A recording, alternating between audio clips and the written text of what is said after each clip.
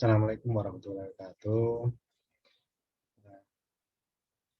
Oke, untuk pertemuan ketiga ini, Pak Ma'ruf akan menjelaskan tentang konsep probabilitas. Ya, konsep probabilitas. Jadi teori kemungkinan. Ya, teori kemungkinan. Jadi pada teori kemungkinan ini, saya share dulu untuk PPT-nya.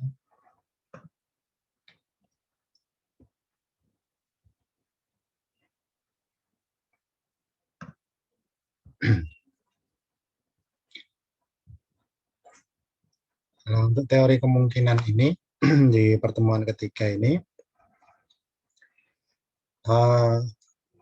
mungkin probabilitas jarang ya Anda gunakan, jarang digunakan para mahasiswa. Probabilitas ini banyak digunakan di para pengambil keputusan, ya, di strata manajemen, strata manajer, ya, pimpinan menengah ataupun tinggi. Nah, sebelum kita menginjak ke sana, apa sih yang dimaksud dengan kemungkinan atau probabilitas? Ya, kalimat yang viralnya probabilitas. Kalau umumnya bahasa Indonesia yang baku adalah kemungkinan. Ya. Secara umum ini adalah menilai secara angka atau menilai secara numerik, ya, yang menggambarkan kemungkinan bahwa sesuatu akan terjadi. Jadi memprediksi sesuatu hal, kejadian yang nantinya berupa angka, digit angka. Ya. Jadi probabilitas yang sering kemungkinannya berapa sih? 50%? Nah, karena angka toh. Kemungkinannya berapa persen? 10% kah? Nah, itu adalah yang secara contoh umum tentang probabilitas. Ya. Lalu pengertian kedua adalah representasi matematik dari kejadian yang acak. Ya. Representatif secara matematis kejadian-kejadian yang acak. Ya. Fenomena yang acak. Ada juga nih ini apa namanya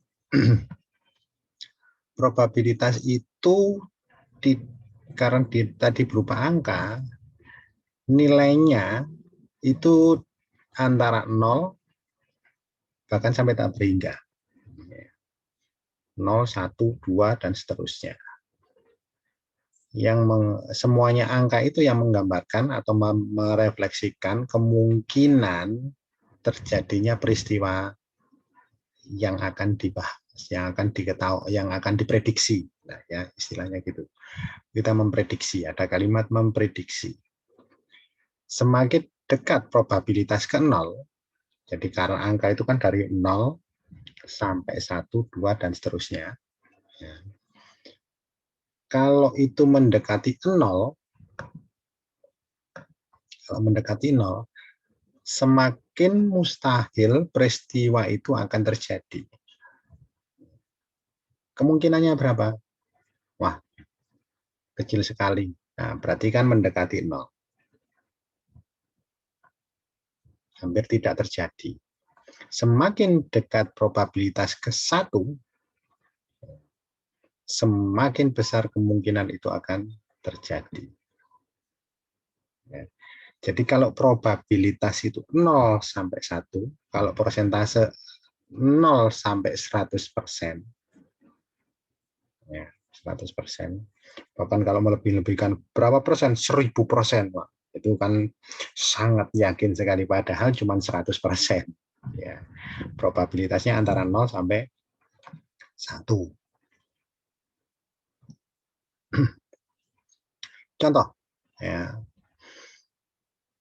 Ini dari bukunya Wilson. Contoh, cannot happen, sure to happen. Jadi tidak akan terjadi, pasti terjadi. Jadi antara 0 skalanya sampai 1.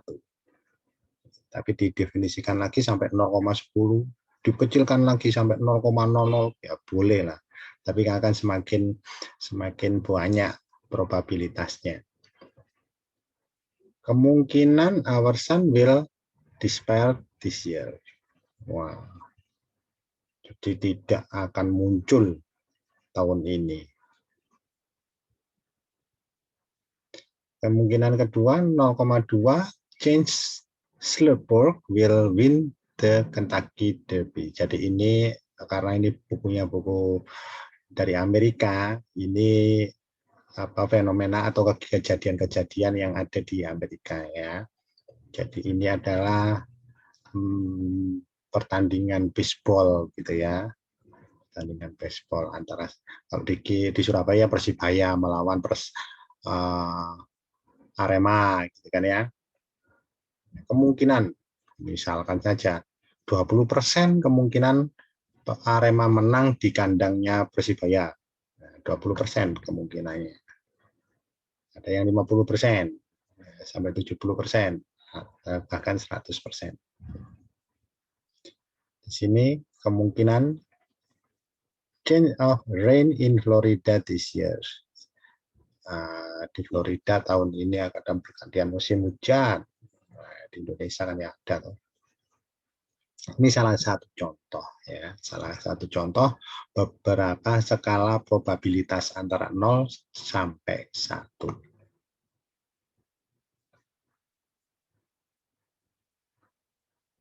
Yang kedua, terkadang kemungkinan suatu peristiwa diekspresikan menggunakan istilah odd.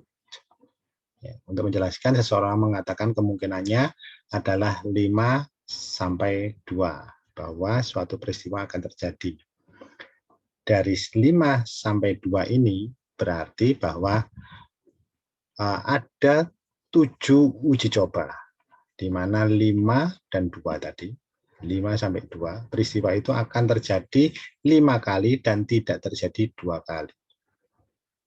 Ya, dan ada 7 percobaan di mana 5 terjadi dan 2 tidak berhasil.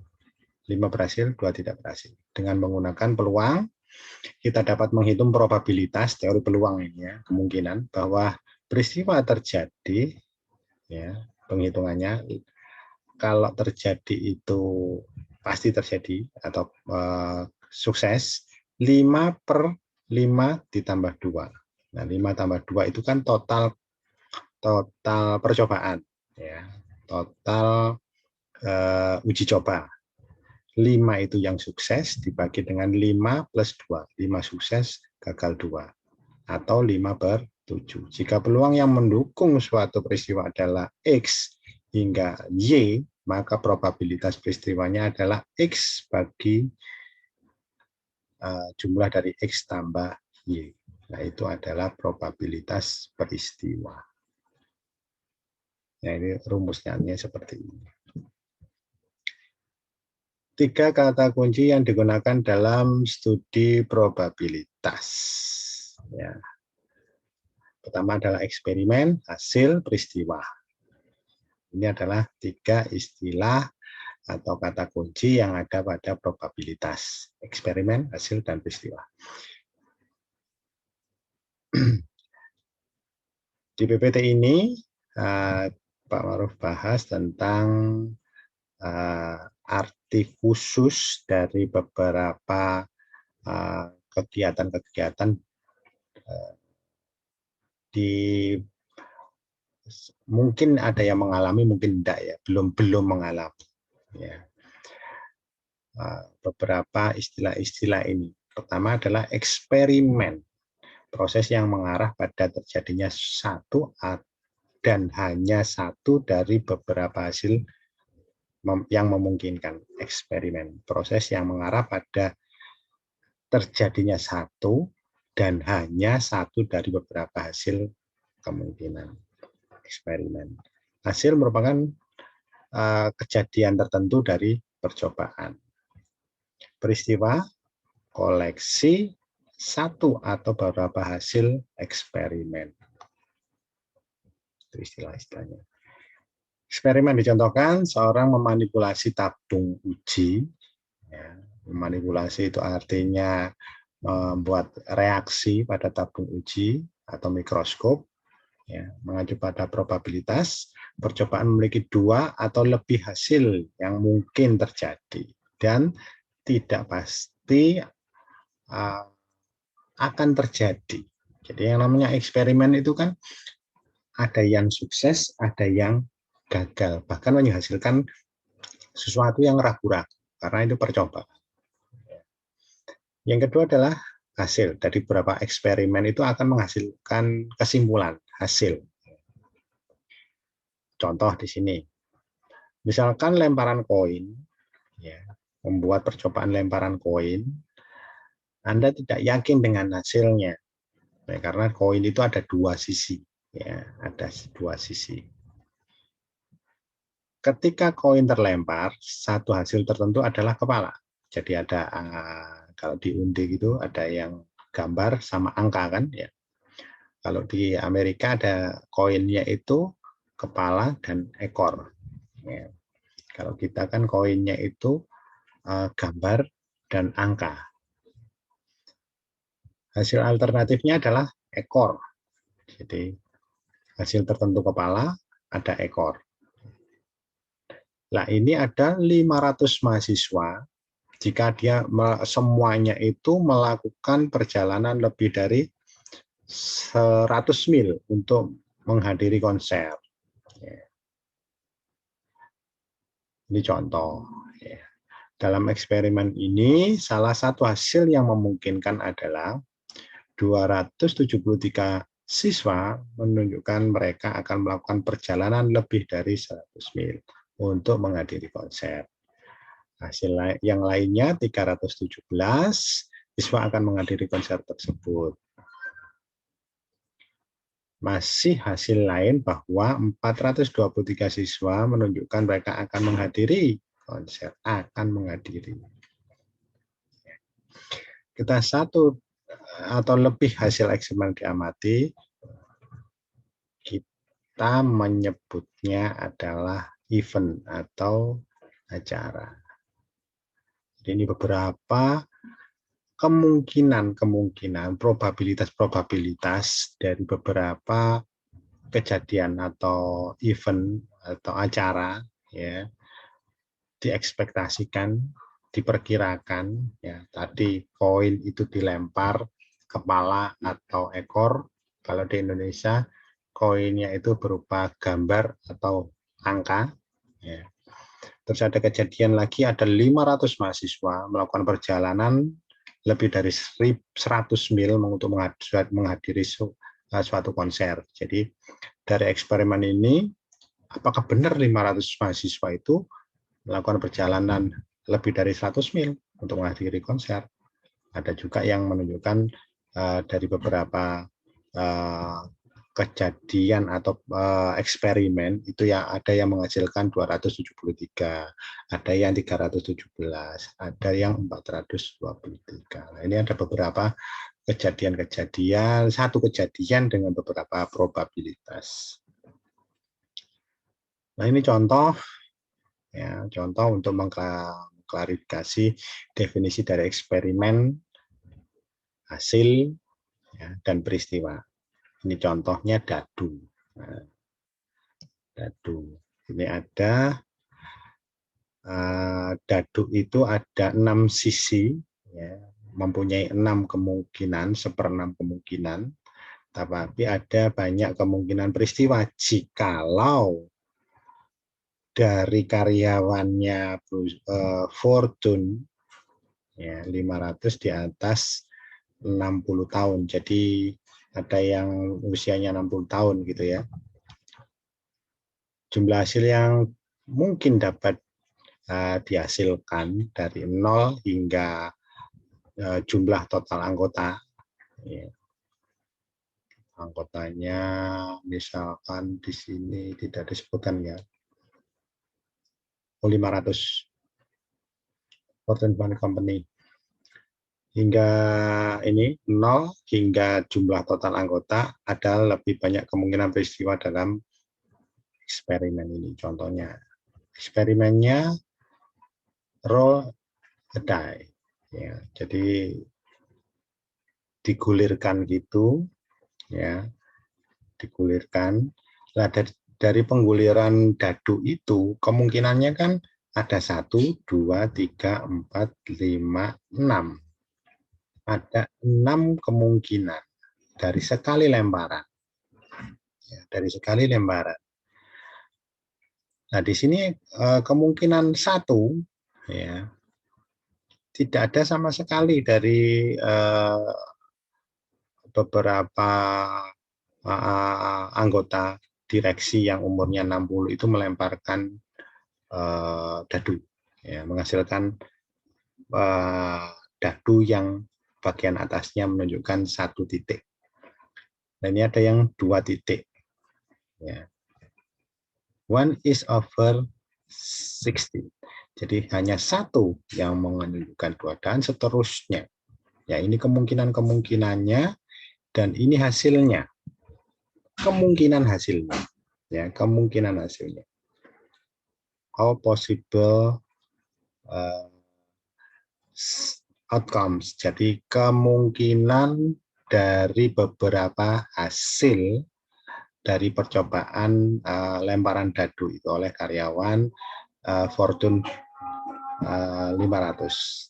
Some possible, jadi kemungkinan kejadian dari kemungkinan probabilitas dari kejadian ini atau kegiatan ini, eksperimen ini, ya, even number over a number greater than 4. Jadi kemungkinannya itu lebih besar, lebih banyak, lebih besar dari 4. Ya. Kemungkinan juga kurang dari 3. Ya. 3 atau kurang. Ya. Di sini more than 13 are over 16. Lebih sedikit lagi 20 dari orang yang berumur 60 tahun. Jadi kemungkinan antara 4, jadi dibagi gitu ya.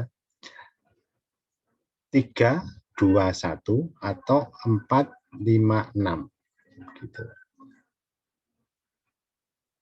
Lebih dari itu atau kurang dari itu. More than, jadi yang banyak 4, 5, 6 itu 13. Sedangkan kurang-kurang adalah 20. 20. Ini hasil. Ya. Jadi ini hasil dari peristiwa. Ini peristiwanya, ini hasilnya. Ya. Terus eksperimennya. Ya, eksperimennya kan ini lempar dadu. Ya, peristiwanya, kejadiannya adalah keluar berapa? Keluar dari 4, 5, 6 sebanyak 13, 3, 2, 1, 20. Selanjutnya adalah model probabilitas yang menjelaskan eksperimen terjadi dari pertama ruang sampel eksperimen, yang kedua probabilitas hasil ruang sampel yang membentuk ruang sampel. Model probabilitas yang menjelaskan variabel acak disebut distribusi probabilitas. Terdiri dari spesifikasi nilai yang mungkin dari variabel acak. Yang kedua, tabel, grafik, atau rumus yang dapat digunakan untuk menghitung probabilitas mengenai nilai yang mungkin sama dengan variabel acak. Misalnya, kita dapat menghitung probabilitas bahwa setidaknya 2 radio ya akan dijual di toko selama minggu mendatang. Contoh, ya. Kita dapat menghitung probabilitas bahwa setidaknya 2 radio Truson XL, atau kalau di sini kita ini apa yang salon pengeras ya, pengeras suara yang nirkabel, ya, berupa atau itu JBL atau Harman Kardon, itu dengan merek yang sama terjual dari toko selama 2 minggu mendatang. Nah, ini kan kemungkinan, ya, bisa terjadi, bisa tidak. Lah, apa sih manfaat probabilitas ini? Manfaatnya mengetahui kemungkinan, ya. Manfaat mengetahui kemungkinan atau probabilitas adalah membantu pengambilan keputusan yang tepat. Karena kehidupan di dunia tidak ada kepastian dan informasi yang tidak sempurna. Nah, dari sini kenapa kok manfaat dari mengetahui probabilitas itu membantu mengambil keputusan, ya. Karena begini, kita kan bicara tentang dunia bisnis, ya. Karena pengambil keputusan itu kan berusaha menangkap, ya, menangkap peluang, ya, yang menguntungkan. Lah, dalam usaha menangkap peluang untuk mencapai keuntungan itu, para pengambil keputusan itu membutuhkan informasi, data, ya. Data ini untuk memperkecil ketidakpastian ini. Jadi kalau informasinya semakin banyak dan semakin mendekati apa yang peristiwa yang mau apa istilahnya diperkirakan, ya, kejadian yang tidak pasti itu, yang masih belum terjadi, contohnya penjualan, lah, memprediksi berapa penjualan untuk bulan yang akan datang. Istilah yang sekarang itu menjadi istilah target penjualan. Nah, target penjualan itu pada dasarnya adalah keputusan pihak manajemen dalam hal mengolah informasi, ya, agar menjadi keputusan. Keputusan itu untuk memenuhi probabilitasnya, probabilitas perusahaan adalah menghasilkan keuntungan. Jikalau penjualan itu sukses, ya, kan kemungkinannya dua, sukses atau tidak sukses, tercapai penjualannya atau tidak tercapai penjualannya. Lah, hal yang tidak pasti ini akan diperkecil, yang tidak mencapai target itu diperkecil agar mencapai target itu, ya, atau mendekati target. Itu dengan cara mengambil informasi sebanyak-banyaknya dan diolah, ya, untuk pengambilan keputusan. Strategi-strategi apa saja yang dibutuhkan untuk proses memperlancar penjualan itu untuk mencapai target itu. Itulah manfaat dari probabilitas, tentunya dengan informasi. Nah, pendekatan untuk mengetahui probabilitas itu ada klasikal, ada empirical, dan subjektif. Ya. Klasik, empirical, dan subjektif. Klasik, ini ada rumusannya. Klasik adalah didasarkan pada asumsi bahwa hasil eksperimen sama-sama.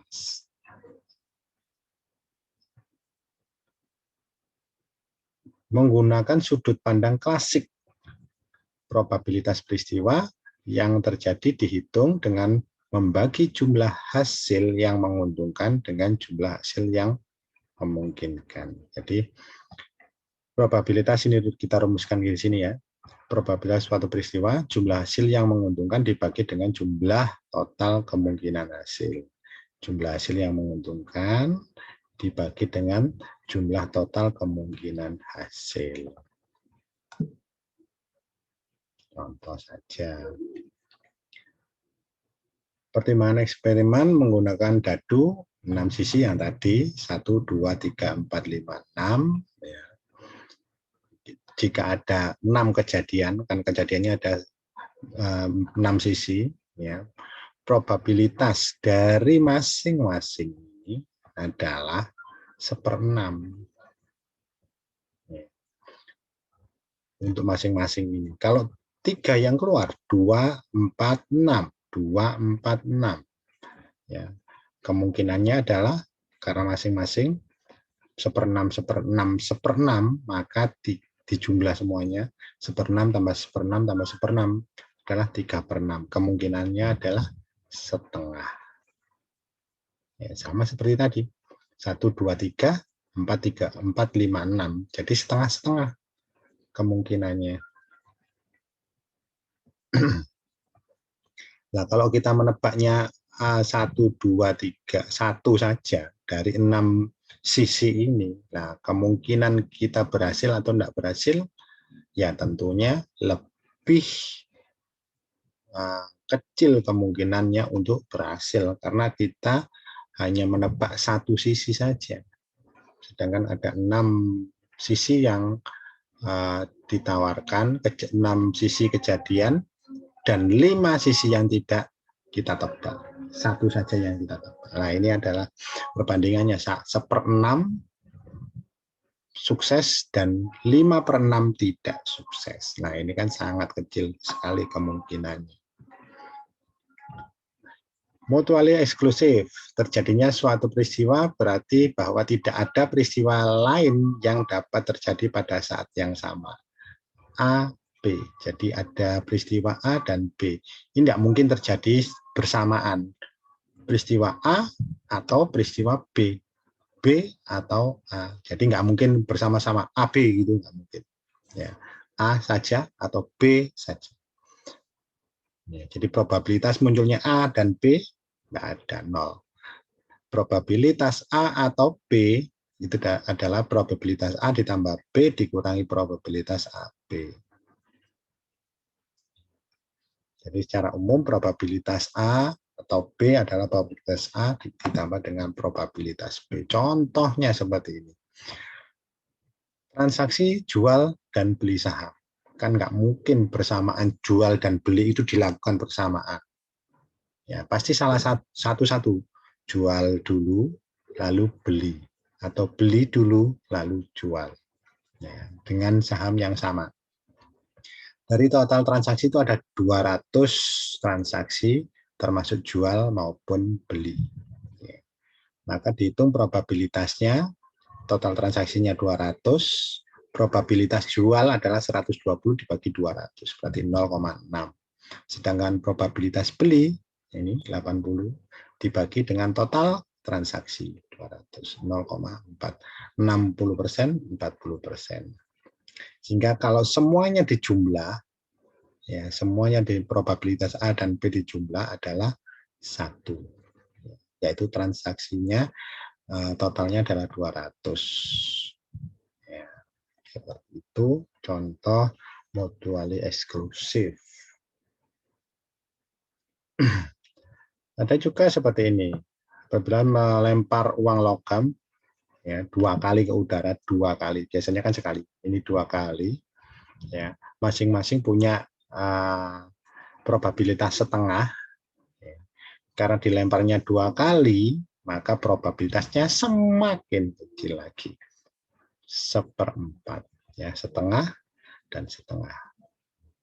Meskipun masing-masing punya probabilitas setengah, karena dilemparnya 2 kali, maka terjadilah probabilitas muncul A atau B itu adalah 1/4 dari 4 probabilitas kejadian. Lemparan pertama, ya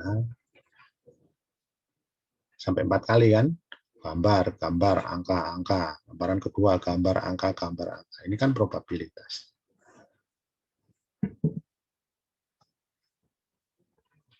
Kolektif as setidaknya satu atau peristiwa harus terjadi ketika percobaan dilakukan. Ya tentunya. Jadi kalau percobaan ini dilakukan, pastilah satu peristiwa terjadi. Ya. Karena percobaan itu kan sukses atau gagal, gitu aja kan.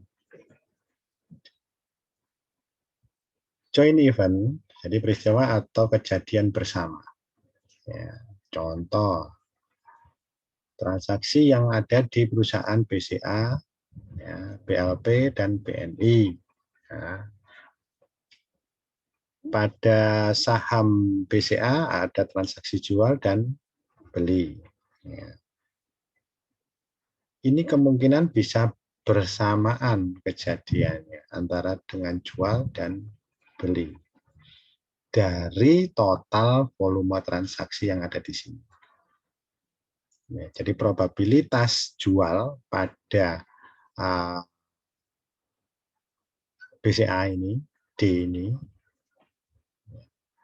di mana A posisi A-nya dan B ya, probabilitas jual peristiwanya AD, BD ya, itu adalah 30 bagi 200 dan 40 bagi 200. Nah, ini adalah probabilitasnya jual dan beli pada D, BCA. Ya. Nah, kalau ini ya 50 dibagi 200. Ya. 50 bagi 200. 4. 0,4. 30 bagi 200. 15, 0,15. Untuk BPL, BNI, dan seterusnya. Nah, joint event juga ada peristiwa yang terjadi bersamaan. Ya. Ada kejadian A dan kejadian B, ada kejadian yang menjadi irisan A dan B. Ya. Dengan rumusan seperti yang tadi dirumuskan di awal, probabilitas A atau D, probabilitas A ditambah D dikurangi probabilitas A kali D. A atau D. Ya. Probabilitas terjadinya A atau D atau A dan D bersamaan. Ini probabilitas A tambah D, A dan B. A dan D, sorry.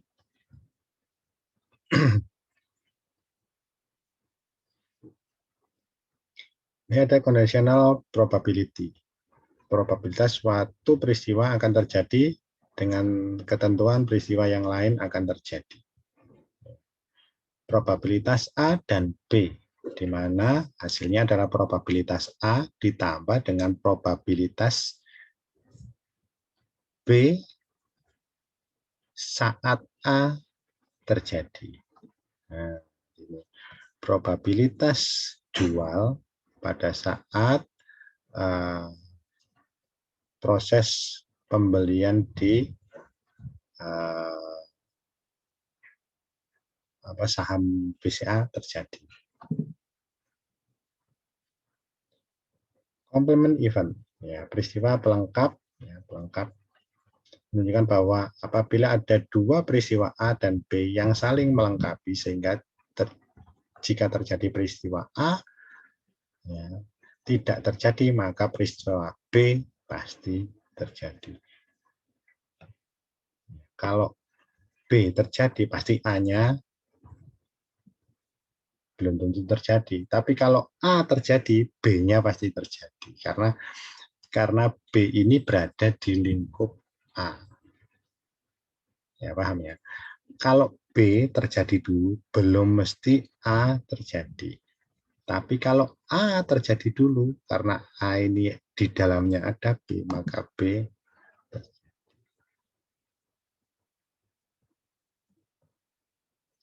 Pendekatan menetapkan probabilitas, empirical probability. Ya, probabilitas peristiwa yang terjadi adalah pecahan waktu terjadi serupa di masa lalu, rumusnya menggunakan berapa kali terjadi dibagi dengan jumlah total pengamatan. Pendekatan empiris untuk probabilitas didasarkan pada apa yang disebut hukum dalam jumlah besar. Kunci untuk mendapatkan probabilitas secara empiris adalah bahwa pengamatan yang lebih banyak dan memberikan perkiraan probabilitas yang lebih akurat. Jadi kalau Anda itu nanti meneliti, sebaiknya datanya lebih banyak. Semakin banyak data, probabilitas kita untuk menghasilkan informasi itu akan semakin tinggi ya tingkat suksesnya.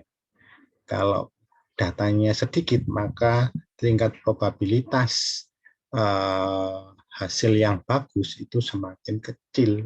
Gitu. Jadi saya tekankan bahwa kalau ambil data banyak, jangan sedikit. Ya. Sebarkan kuesioner sebanyak-banyaknya. Ya. Nah, sekarang kan ada Google Form, tinggal gampang sebarkan gitu kan, sebanyak-banyaknya. Ya. Kan kalau ngolah kan pakai alat, ya lebih cepat. Ya, tidak hitung satu-satu.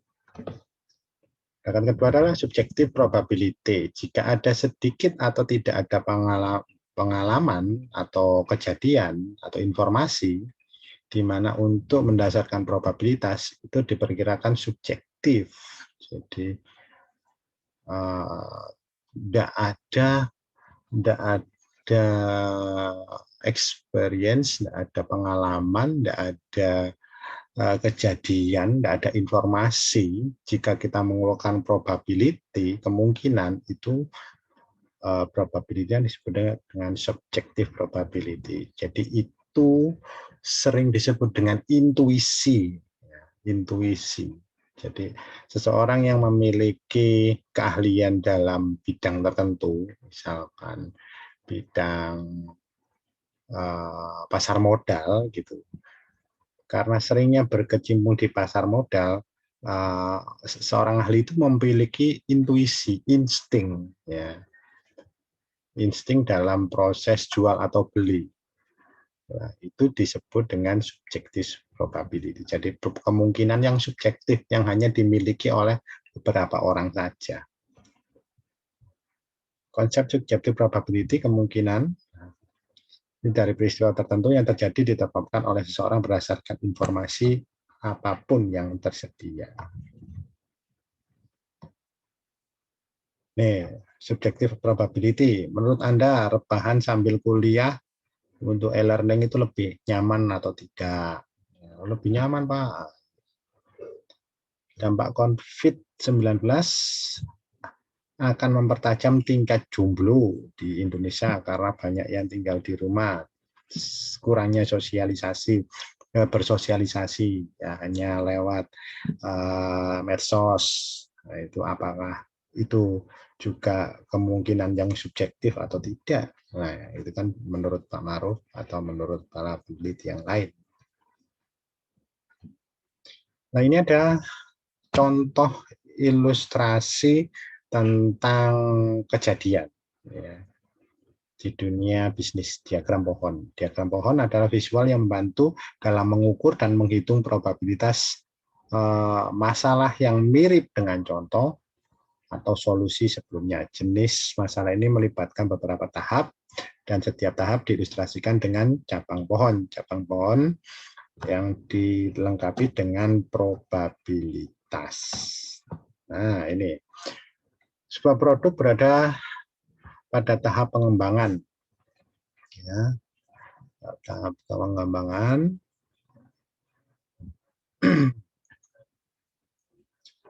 Mempunyai probabilitas 0,6% untuk diperbarui. Jika diperbarui, ya, maka produk ini mempunyai probabilitas 90% untuk laris. Ya, diperbarui itu kayak mobil itu facelift, kalau sepeda motor itu diganti apa namanya model, ganti sedikit gitu ya. Mau ganti model lampu, model rating. Ya. Kalau mobil itu kan ganti bumper, ganti model lampu, mesinnya sama. Ya, model-model mesinnya sama. sasisnya juga sama. Hanya diperbarui sedikit saja. Tapi dengan perubahan sedikit itu meningkatkan ya kemungkinan menjadi laris produknya. Produknya tidak dapat diperbarui ya, jika produknya tidak bisa di facelift gitu ya, tidak bisa diperbaiki ya, ditambah pernak-pernik, tidak bisa, maka probabilitas untuk menjadi laris, menjadi banyak terjual itu 10%. Ya, berapa probabilitas produk ini akan menjadi laris? Ya. Jadi ada dua kemungkinan, diperbarui atau tidak diperbarui. Ya. Diperbarui atau tidak diperbarui. Ada lagi laris atau tidak laris. Probabilitas diperbarui 0,6. Probabilitas tidak diperbarui berarti 0,4 karena kejadiannya kan 1. Ya. Ya, semua probabilitas itu kan kalau jadi event itu kan 1. Seperti rumus di depan. Diperbarui atau tidak diperbarui. Kalau dijumlah 1. Ya. Jadi kalau diperbarui, kemungkinan diperbarui itu 0,6, tidak diperbarui berarti 0,4.